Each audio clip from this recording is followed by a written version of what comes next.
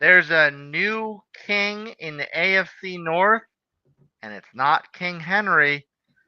Just how did the boys from the Steel City outlast Lamar and company?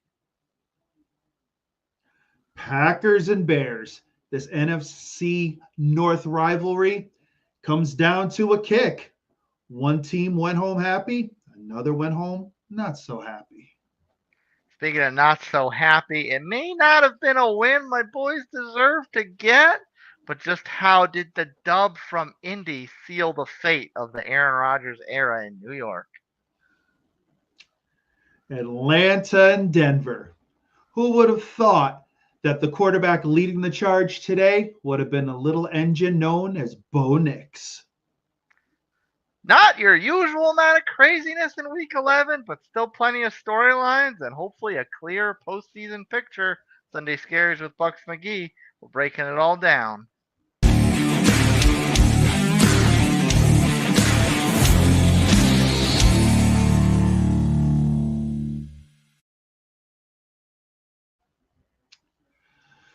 Wow, bye week.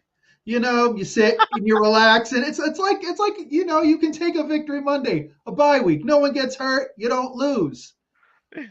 But when the Falcons take an L, it adds to it a little bit.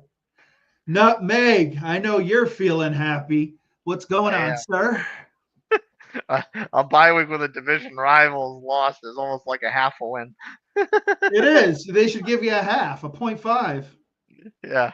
Well, Bucks McGee, I am feeling quite good because I will say I was obviously not feeling too great about the return of AR. I mean, I know that kind of the coaching staff thought it was a little earlier than they wanted to go back to him.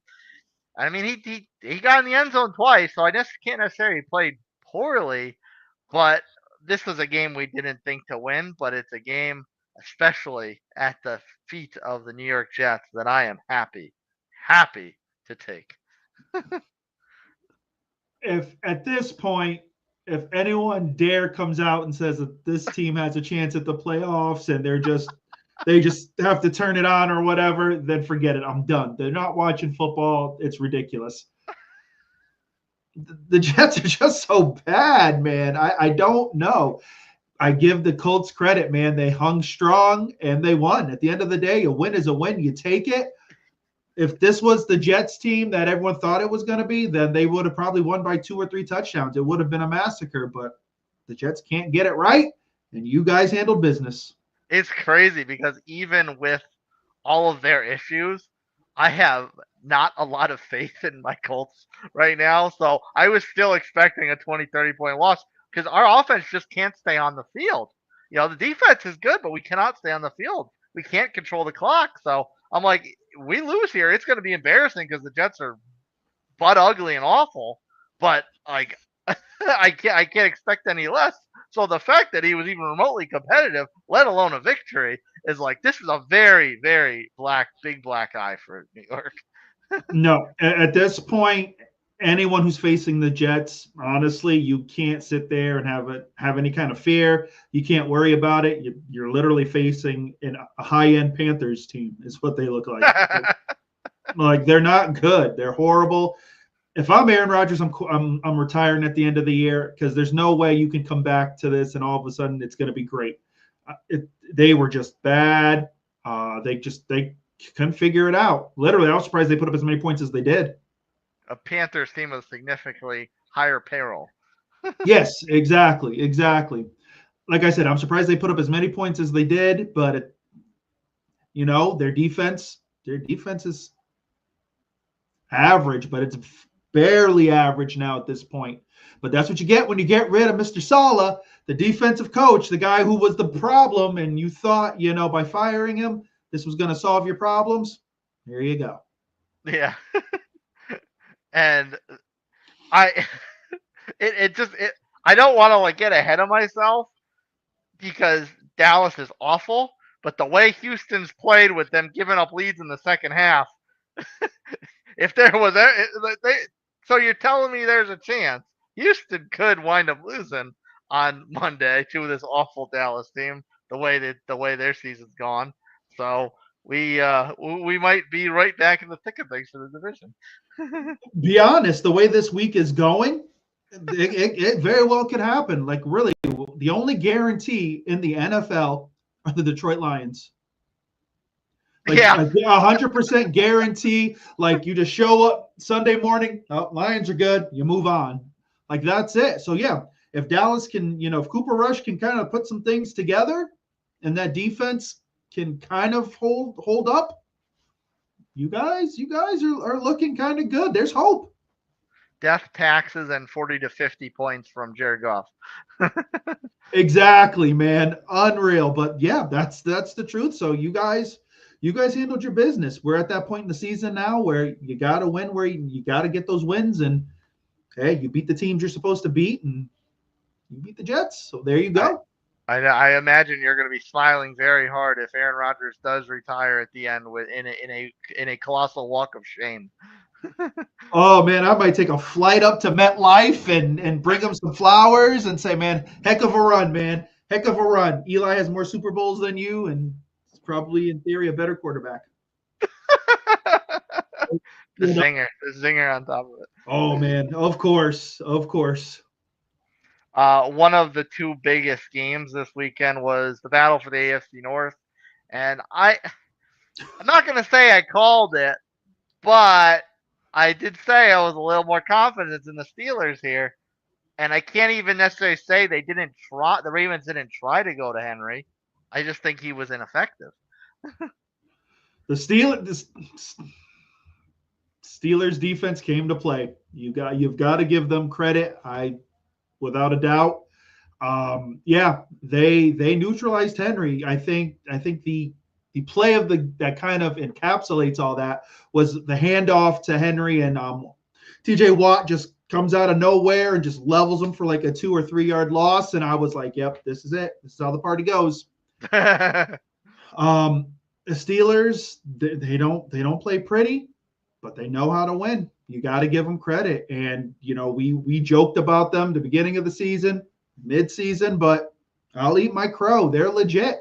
And right now they're the division leaders right now. They're a team that's going to play ugly. And if they can improve that offense a little bit, they could be in the conversation.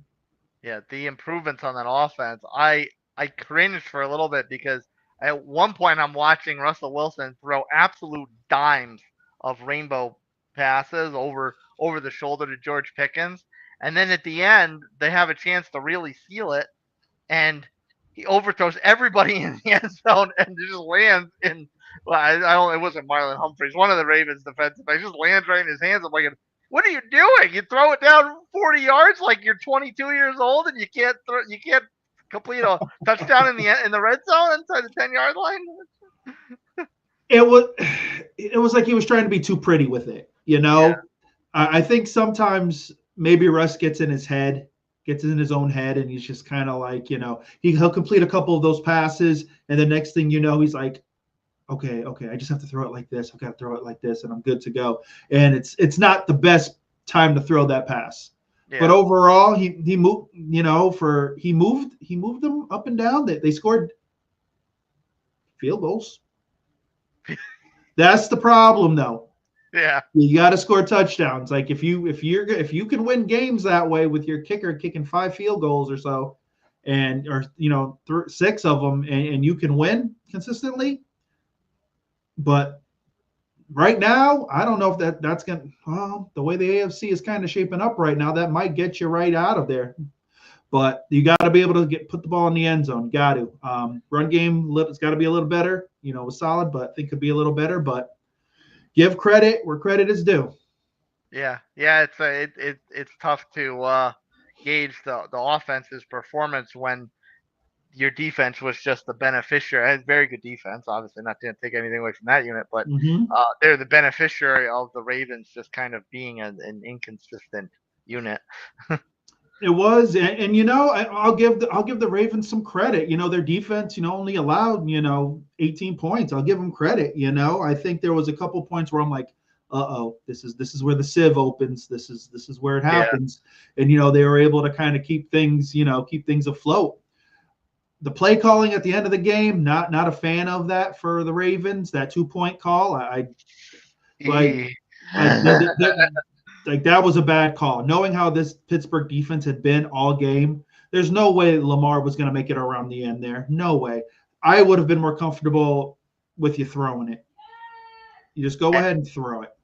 and it's one thing when you run that play as a when it's clean, like it's an end around or a Mm-hmm. draw or like it, but it was so messy at the line of scrimmage. Lamar's running out to the side almost as like a I just got to I just got to do something. I just got to make something happen here. Yeah, it was like a broken play. It started out all right off the bat as a broken play, and you just knew what was going to happen. Like I said, if they had done the end around, probably would have worked.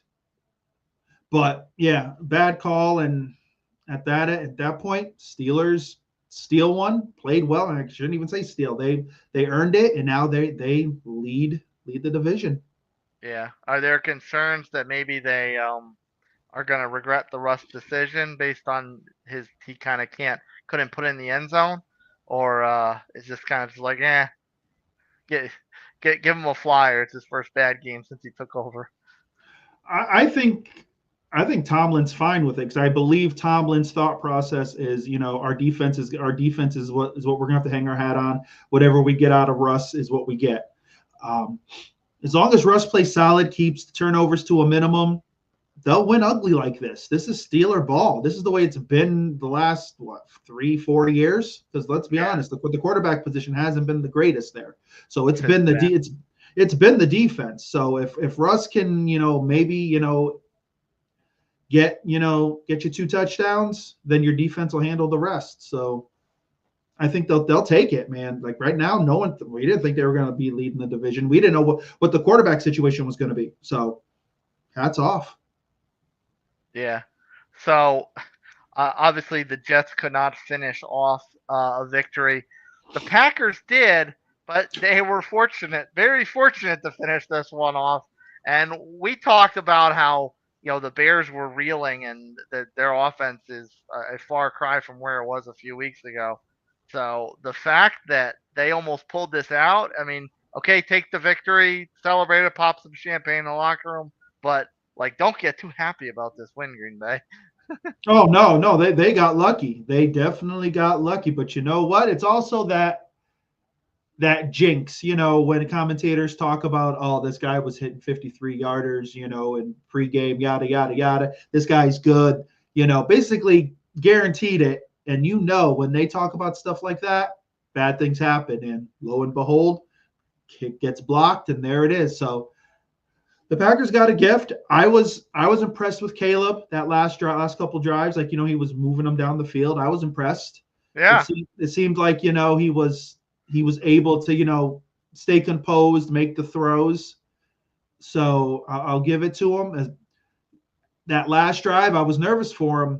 They sacked him 2 straight times. They were sitting at like 3rd and 19, and I was like, oh, here's how it ends. He throws a pick or something, but he's able to convert it, and he did his job. So I can't fault the offense 100%. It was just, blocked kick. Yeah, I was gonna say and under pressure too, because it's not like Chicago's offensive line snapped their fingers and magically figured it out. Caleb had to do this under duress. Yeah, he did. The receivers, I think, really helped him out. They were able to, come back from, their routes and stuff to kind of, be there for him. So had a Cole Kmet sighting, which was nice. I think, I don't know why they don't showcase him a little more in that offense. You spoke that one into existence too. Swift was solid in the run game, so I think they were good. They offensively they moved the ball. Just gotta kick. That's special teams. You gotta hold up that line. Nothing you can do. Yeah, they're in a tough spot right now at 4-6 because they're probably in the best division in football at the moment. Exactly. So it's going to be one of those things where, the division I think is out of the question. Now it's wild card, but you got to tighten some things up, and you just got to go with what you know. I like I said, Caleb played great today. Packers got lucky, and I think they know Yeah. that, and they've got to clean some things up. Love hit some nice passes to Watson. I think Josh Jacobs ran solid. It was just a tough fault game. It's the divisional games, and when you're playing, someone like that, when those two teams meet, it's always headbutting. Yeah, what I thought was something they really need to clean up is their red zone performance. They did score a couple touchdowns down there, but they also had a couple bad turnovers, and Love even had a pick that got ran out. So I thought their red zone performance was either boom or bust. They're very good or a complete disaster. Yeah, it's like, okay, we're not getting 3 out of this at the worst case. We're either going to score or we're turning it over. So yeah, they're going to have to clean that up, and just you take the win. Sometimes you got to win ugly.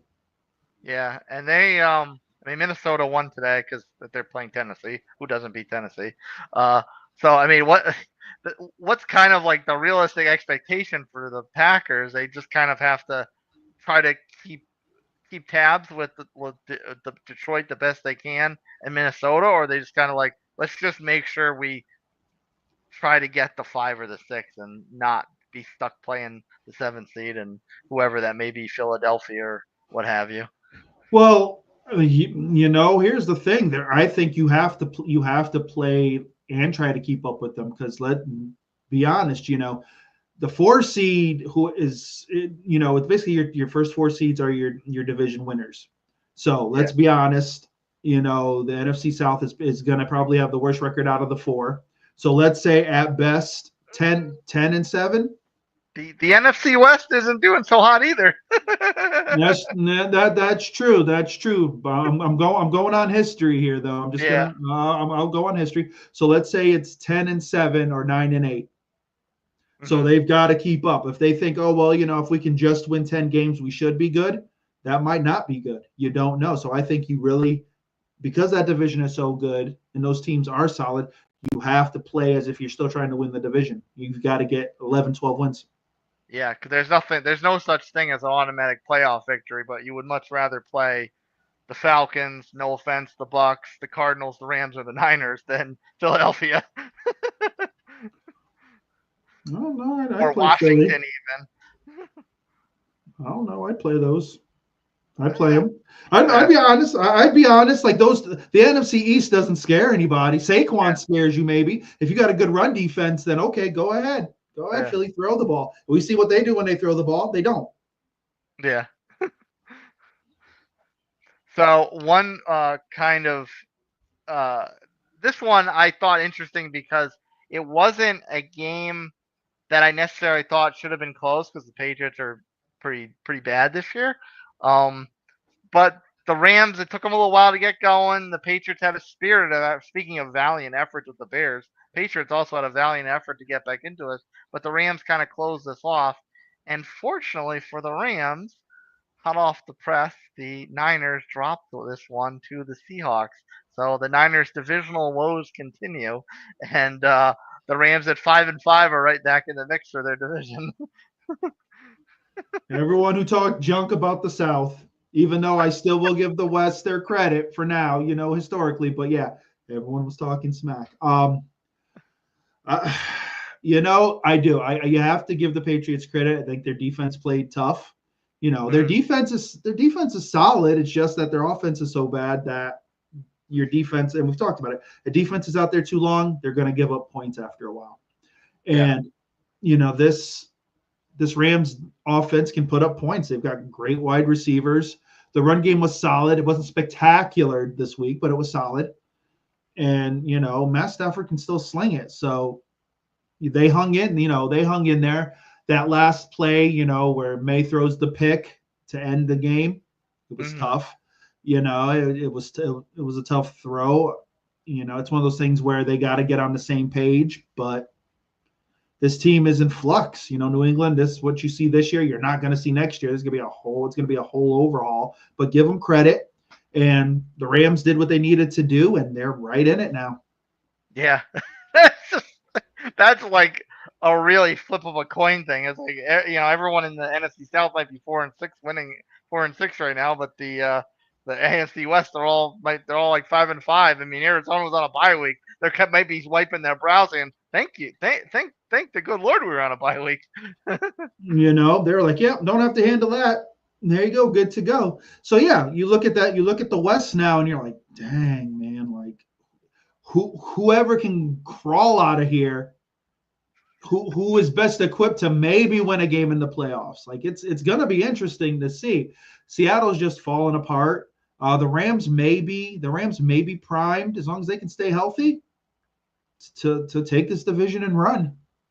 Yeah. Well, I mean, at this point with the Niners, what's the biggest problem with this team? I mean, you can't we really can't use injuries as an excuse anymore. They're only missing Ayuk, and he wasn't doing anything anyway. Maybe and I said this, a couple shows ago. Maybe it needs a new voice. Like there's talent there. There's talent there. Like literally, if on paper this team should beat Seattle. Mm-hmm. Or we say division games, you split them. I get that, but come on, man! Like they play like they're just. I don't get it. One week they look like world beaters, but they're playing teams beneath them. They play a team with some type of talent, and they just can't get it together. I can't even say with confidence that they'll split the divisional games because every single one now they played every single opponent, and there's been comebacks. There's I think the Arizona one wasn't a blowout. I misspoke in our last show, but I think Arizona was up by a good amount at one point in that game before it got close. And then you have this one where the Niners were leading it the whole way, and Seattle roars back and steals it at the end. So they just cannot finish close games against their division. So I cannot say with any confidence that they will split with their division opponents. I honestly think the Niners believe their own press. I really do. I don't think there's a hunger there. Yeah. I kind of think I have this feeling that they believe that they're going to be there at the end. They're like, okay, it's a bump in the road. We're going to be there. Well, you've hit a lot of bumps, and even with the injuries and everything like that, you should still be a game or two better than you are. You brought back CMC. You're supposed to fix everything. He's back. We're ready to go. We don't have Ayuk, but we got everything else. We're ready to go. No. Even though Kittle was out today, still had enough, I think, to win. And you don't. I don't think you have it. I don't think you have the drive. And if they don't make the playoffs, I wouldn't be surprised. They act like they're the team that's won a couple Super Bowls of late instead of the team that's come up short in two of them. Exactly. Like they feel they're still the team to beat in the NFC, and they're not. You guys aren't. You're not. You're far from it right now. If you were to play Detroit today, Detroit would probably beat you by 30. Yeah, and I mean, we'll give them credit because they did go to overtime with the Chiefs in the Super Bowl, and it was a close game. But the only reason they were there is because the Lions screwed themselves over. So even last year, it's not they shouldn't. The entitlement feeling is a little bit far-fetched. And you should have won that Super Bowl. You were up. So what is the disconnect there? So you can't say it. Are you gonna say it's Brock Purdy? So his contract's coming up. So are you going to make him the highest paid in the league? Because that's exactly. Or do you let him walk and go somewhere else? Because if you pay Purdy, you're saying he's the guy. This team is going to drastically change. This team's window is literally. So it is what it is, and I don't trust them at all. No pun intended that the narrowness of their window is also a prayer to the heavens.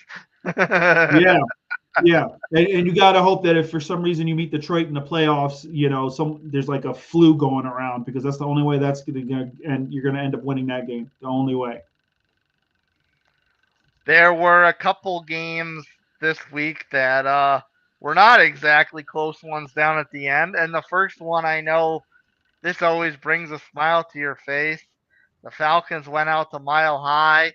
And I was down on the Broncos lately because they've dropped a couple games that they really should have won, or at least they were competitive in. I'll give them a pass. I'll give them a pass on the Chiefs game. but like they should have won. They should have won both the games they played recently, and Mhm. or the well, they got blown out by the Ravens. But I mean, I've based on the roller coaster the Ravens have been, I was expecting that to go a different way. But Mhm. now I guess they're back, and all they needed to see was a porous Falcons defense. Oh, the Falcons. Yes, the Super Bowl contending Atlanta Falcons who got whomped by Bo Nix. And we gave Bo Nix his flowers. We have given him his flowers on this show. So again, Bo Nix making us truth tellers. For those of you who doubted Bo Nix, there it is. Atlanta, talented, yada yada. They're putting it together. This defense. What happened? Tell me what happened. Because that wasn't the Atlanta Falcons team that everyone was bragging about.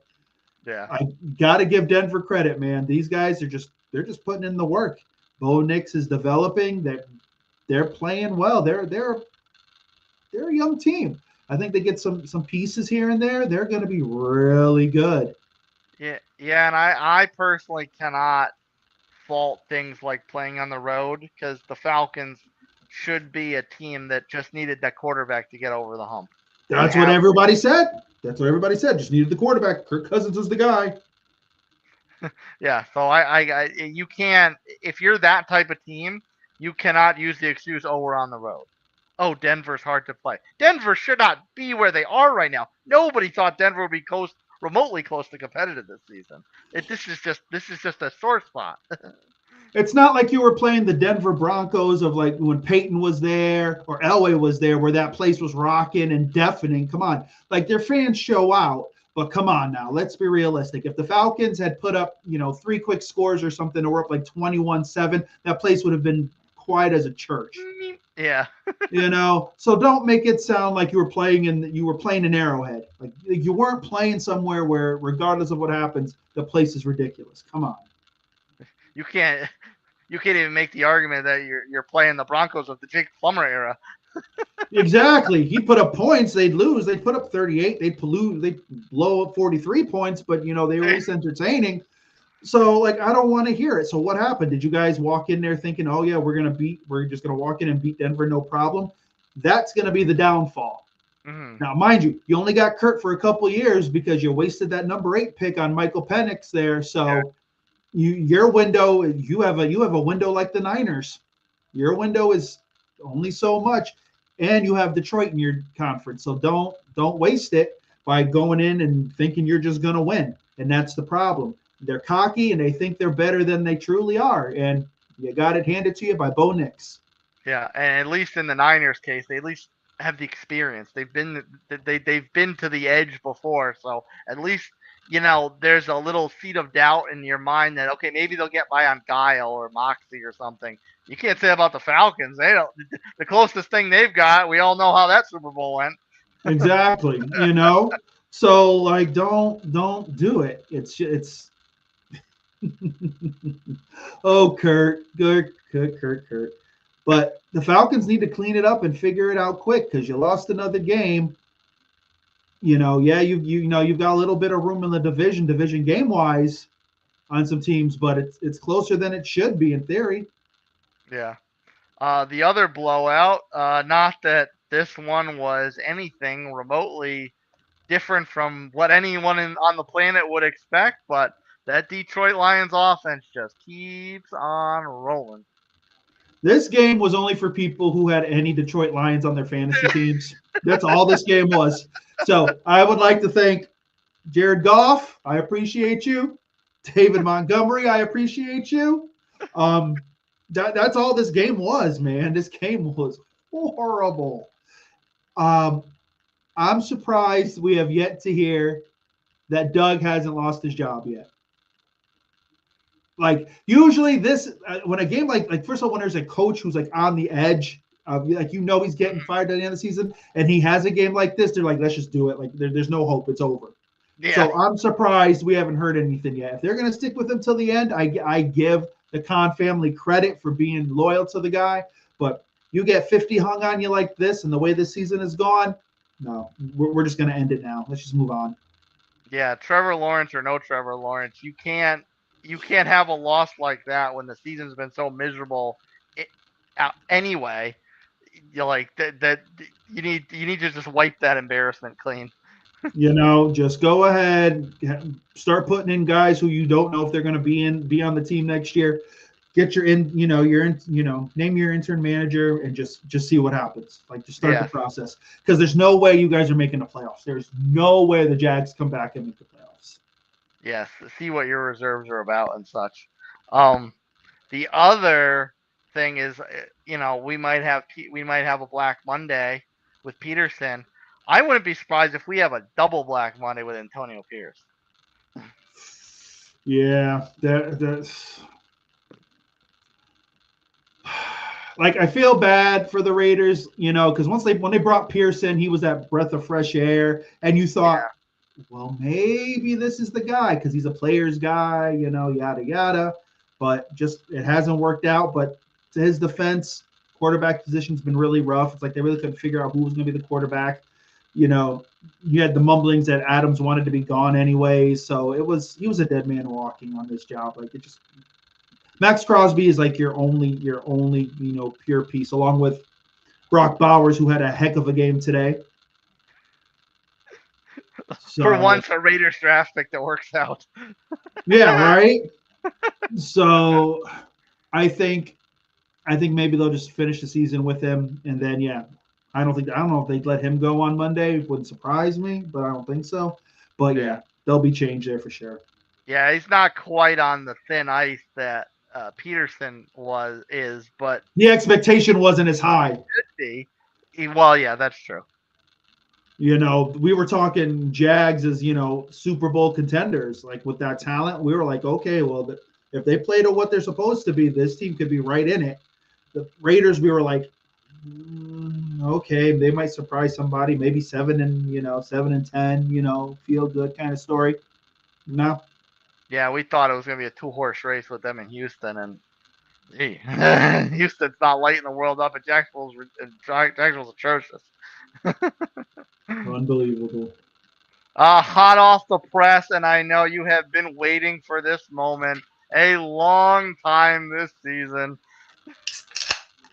Celebrate! me and the undefeated Miami Dolphins are actually together on this one. Superman Josh Allen, baby. Now they are still only of course they haven't had their bye week yet, I suppose, but they're still a half game behind the Chiefs. But obviously, this is a huge tiebreaker to be at 9-2 versus KC's 9-1, and the Chiefs have a very difficult schedule to close the season. So this is just monumental for the Buffalo Bills' playoff and Super Bowl ambitions. Wow, I'm gonna. Buffalo played their tails off. I give them credit. That defense got after Mahomes all game. That line, I'm impressed. Mm-hmm. I thought KC's line would have done a better job, but no, Mahomes just didn't have it. There was a pick the first pass of the game. Like, that offense isn't there, man. Like, for all those people and Chiefs apologists who are going to come out with some kind of apology for this game, no, his offense isn't good. I don't care that Pachenko's coming back. Like, he's going to help. Like, it's great. Honestly, let's be honest. Kareem Hunt has run just as hard as Pachenko did. Kareem Hunt's been good for this team. Yeah. I'm not, and he's a pass catching threat as opposed to Pachenko, who is not. Exactly. So what you're going to do is put Pachenko in, and then are you going to platoon him? Well, what happens here? Right. You still really can't complete passes. Travis Kelce was non-existent. Yeah. Again. No, Noah Gray had 2 touchdowns, I believe. Noah Gray, the backup tight end. So you can't even say it's a situation where the defense just plays exceptionally over the middle, because there's other tight ends on this team that are producing. Well, if I'm them, true, but you know what? That's the Travis Kelce effect in that sense. You're gonna focus on him. So Noah Gray, guys in the NFL. I'm not going to knock him, but it's like I'm not game planning for Noah Gray. No. So he slips through, but that's that. But that's the Chiefs' offense at its best. There's always that guy who somehow slips through and scores. I get it. But Mahomes doesn't seem right. This team is not good, and that defense gave up some points. Yeah, that's the next point, because that's been what carried them to 9-0, and here they got a 30 spot dropped on them. So what was the big problem with the defense? Was it just too much from Buffalo, or is there actually like legit problems in this team? I don't know. It was interesting. Cook ran. They were able. They had Cook and a couple other guys that were able to run up the middle a little bit, get some chunk yardage. But Josh was able to find Curtis Samuel. He was key today, like legit. Curtis Samuel, the forgotten guy from Washington. Like everyone, like they got rid of him like he was junk. Curtis Samuel was a solid receiver. He's a solid guy. So he signs with Buffalo. No one's even talking about it really. They're like, okay, Curtis Samuel, he's okay. And he has a heck of a game. Solid guy, to the point where a couple of years ago, people thought that Curtis Samuel was going to be the number one wide receiver in Washington. Yeah, exactly. He was going to be the guy. Unfortunately, it doesn't happen. Sometimes you just need that little change of scenery. And he balls out tonight. He's key to that offense. They've got shifty wide receivers that find these pockets, and Josh has been able to sit there and deliver. Plus, Josh doesn't run as much. He's protected the ball. Hasn't turned the ball over as much as he has in years past. So I think with that, Knox was solid. I give Knox credit for playing today. Just a great team win, and that Buffalo defense, ferocious today. What were you more happy about? The fact that the Chiefs just lost, or the fact that Patrick Mahomes did not look very good at all? Wow. Yeah, that's a toss-up, man. It was. And did not look good, and was not let off the hook in some capacity at the end. The tricks didn't work. Let's give another shout out to the referees. They called some holding calls. A PI. One that they had to, because the guy literally was like this, like you had no choice. All of America saw it. If you didn't call that, you were losing your job. I guess I'm part of that group in America who's just tired of it, because it's just like literally Patrick Mahomes could pass gas and it'd be called magical. It's just, the guy's talented. I understand he's the best there is right now in the league. But like now you kind of see what this team is, and it's going to be a dogfight. If they somehow make it out of the AFC, like I said, and I believe Detroit will, they've got no chance. No chance. This Buffalo team, does it kind of remind you of the Brett Favre heyday Packers, where they kind of a bend but don't break defense? It's just good enough, and there's no stars on the offense besides the quarterback. Yeah, I could see that. Like your offensive guys are like second tier guys. Like of them, but you're not starting a team with them. And then the quarterback runs the show. No, definitely. I think they are a team that is great together as a group, not individuals. They know how to play well. I think at this point in time, they tried to go the high price free agent route with the big names. It didn't work, aka Stephon Diggs and such. It just didn't work. And now they've just got a group of guys that look like they want to play for each other and can just make plays. They don't have to. They're not looking for 10 catches, 120 yards, and 2 touchdowns a game. They're not looking for stats. They're looking to win. And I think this team is better than last year's team. Yeah, it's crazy to me how much better they are with a bunch of no names and also rans, as opposed to the high star power. Hey, Mac Hollis is solid, man. He's got great TikTok stuff, man. If you guys haven't seen it, Mac Hollis's TikTok's hilarious stuff. And even like the biggest name I feel like that was supposed to be Josh's weapon was their draft pick, Keon Coleman, and he's been practically invisible this year. So it's really just been a scrap parts type of offense. But you know what's good about that though? He didn't have to come in and try to be the guy. Mm-hmm. Because I think sometimes when you bring in rookies and you force them to be the guy, it doesn't work out. There's some guys who it's just natural. It's a natural progression. They can step into that role and it just continues. There are other guys it just doesn't work, and they need to sit back and kind of learn to be a pro. So I think, and that kid's got talent, so I think it's going to work for him, especially with, Curtis Samuel and those guys. So I think he's in a perfect spot. So he doesn't have to be. And who knows? It could be a situation where down the road, another couple weeks, he starts to emerge. Or they do come out very hot, but they get a full head on themselves and flame out quick, like Odell Beckham Jr. Exactly. You make one spectacular catch, and that basically defines your career. Even though he does have a ring now, he does have that Super Bowl ring now, but it took him a while and had to kind of trudge through some growing pains and such. But we'll see what happens with Coleman. But I think he's in a good spot, and he'll learn. Well, Bucks McGee, we put the fork in the Jets this week, presumably. Maybe we'll put the fork in the Bengals as well after tonight. So, sir, take us off air with your final thoughts on this Week 11 Sunday. Wow. Crazy week this week. Unbelievable. Some surprises. Denver, great job. I applaud you. Buffalo, thank you. Thank you, Buffalo. America thanks you. And Colts Nation, way to end a man's career and just bring them down. Jets fans, that's what you get.